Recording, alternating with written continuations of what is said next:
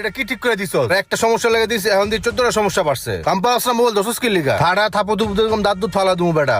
মানুষ চিনস? যাবাক বাট পার পোলা বাইন। কি হইলো? ওই লোকটা এভাবে ধাক্কা দিল কেন? ভাই এটা একটা পুরান কাহিনী বুঝছেন। আর একটা কথা কবি এককালে তোর কাঁচা বাড়ে এলাম, তুই আমার চেনস বেড়া।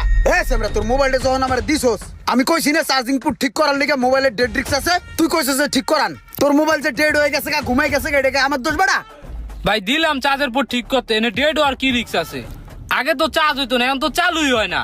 এটা চালু হবে কেমনে? তোমার মোবাইলের ম্যাচ শেষ।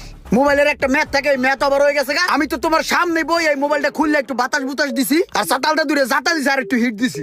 এতেই কি মোবাইল ডেড হয়? এই না তোমার শয়তানের ব্যবসা এনতেন হরো। ভাই ঠিক করা লিয়ে যে 300 টাকা দিছি, ওটা অন্তত ব্যাগ দেন। কে আমার শয়তানে লারে?